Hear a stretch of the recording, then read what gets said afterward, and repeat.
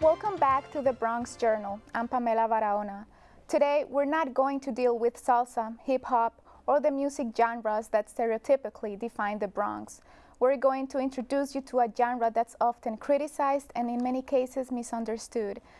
Gonzales and Janxel O'sheaf, members of death metal band Waiting on Exile, join us today to talk about their music influences and their EP album scenarios. Thank you guys for being here. Thank you for having us. Thank you so much for having us. Okay, Marco, you're from the Bronx. Correct. And Jax, you're from Yonkers. Yes. How did you guys meet? Well, me and Marco actually met through mutual friends, and then when we needed a drummer through some changes in the band, he tried out and he turned out to be a great fit. And that's how the band was It's pretty much the same for me. We needed a guitarist at the time. Our other guitarist hit up this guy named Hector, who we turned out to be great friends, and that ended up just working out. We collaborate so well, and it's been great. It's been a great experience ever since then. And that's how the band was formed. Yeah, the band originally was formed with me and Hector and a few other members, but through some changes with differences and old members, you know, we did a lot of member swapping and new members tried out, and that's how we got Marco. Good. And why did you guys choose the name Waiting on Exile? Well, Funny story. we actually, on our way to the city to pick up tickets for a show that we had to promote, we needed a name at the time because we had just formed the band and we didn't have an actual name. And through some process of elimination and putting some words together, we kind of came up with the name, just kind of on the spot on the train. And yeah, that's how that worked out. That's funny. And how many members are in the band? Currently, 4. 4. Okay. Why death metal? Why death metal? That's a good question. Death metal is just a sound that's very familiar to us. It's very comfortable. It almost comes naturally to us. Just the physical presence of being in a death metal show and the excitement that comes with it, just something that's very appealing to both of us. And we just love it ever since. Just why not? We all pretty much have like a general, you know, gravitation towards metal, but we all like different genres. But metal was something that we were able to all work together and really make, you know, songs work out and stick with us. So you guys actually incorporate other genres to your music, Yeah. or? Absolutely, we're not limited to metal at all.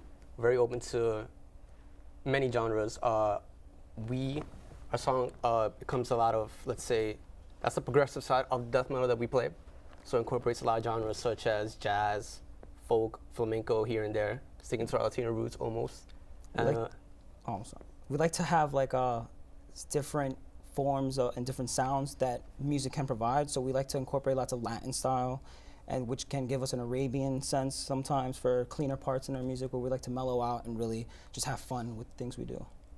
Is it hard to find because you guys are Latinos, and most of the kids that like death metal, you know, are mostly white. How do you guys feel about that? I mean, I think that's a misconception as well. I think really it's an underground genre that's just becoming more open and more noticed and recognized. But I think in terms of who likes it, it varies from race to race, you know. And what other misconceptions are out there regarding? Other misconceptions? A major one is that it's just noise. Not a lot of people really take the time to realize how much theory and different styles that we incorporate into each song we make. There's a lot of time and effort put in, and it's very complex, and we try and get a lot of fluidity and stuff out of it. Okay, Absolutely. good. Did you guys always wanted to be musicians? See, ever since I was young, I've always dreamed of traveling the world, playing music, touring with my favorite bands out there. And the more I practiced with these guys, the more I began to notice how easily graspable this dream of mine can be. So yeah, it's a whole lot of fun. We invest a lot of time in it, and we plan on taking this to the next level very soon. I mean, being a rock star, I think a lot of people have that dream. You know, when they grow up, it's one of those things that it crosses your mind through media. You see people on stage, and it's something that is really captivating. And growing up, I wanted to be different things, like a zoologist and, you know, more practical occupations. But picking up a bass or picking up an instrument of any kind, I realized it's something that I'm passionate about and that I'm, you know, somewhat talented in. So it's something I want to pursue. So how is death metal different from punk? or just rock? It really goes into the difference really starts showing in terms of tempo, in the sound, the different riffs and stuff that are all these things that are incorporated in making a song kind of deal. That's Where do you guys perform usually? We have plenty of shows ranging from the boroughs, Queens, the Bronx, here and there. Mostly our hometown, Yonkers, well, we consider our hometown since that's the main area we find ourselves practicing. We have all our friends there. We have our own little practice area that we come to and have people over, show them what we got. We have a studio of our own in Yonkers that we rent out, and we get to really practice and just spend as much time as we need in there to make all the music we need. For the writing, for example, for your EP scenarios, what inspires you? For the song Mona Lisa, BC, what is it, pain, love? Lyric-wise, it's really whatever, as the group as a whole in the band, what really inspires us at the moment. So it can really vary from things such as philosophy, love, space, which is a big with us. We like different things. More huge space entities. Yeah, more of the work that we're gonna have in the future is gonna incorporate more things like space and science that we are really into at the moment. Do you guys have any song in Spanish, or is just English? For the most part, it's English lyrics. We try to be very poetic about it and not just blatantly spit out words. We try to make it very easy to relate to. But no, Spanish-wise, we do not have any lyrics in Spanish. But don't count it out. We Okay. might. It's something we can consider. Is your family supportive? Yeah, it's very. My family's very supportive. Since day one, they've kind of always known I wanted to do it, that I took it serious. And since I've been like, I need money to buy equipment or something, they're always there to help me out. And even till this day, they always want to come to shows of ours. Same here. Playing drums runs in the family. My older brother is very supportive. Even my little brother picked it up. And it's great. Every time I have a show, my mom always asks me, can I come to it? I'm like, yeah, of course, come. It'll be fun. How often do you rehearse? Not as often as we'd like. I'll tell you that. Not as often as we'd like. But we try and get schedules that can work around everyone's schedule, so we can all meet up as a group and really get full band rehearsals. But sometimes we have a guitarist or drummer, bassist or drummer, guitarist, bassist, vocalist here and there. Sometimes we have more private practices.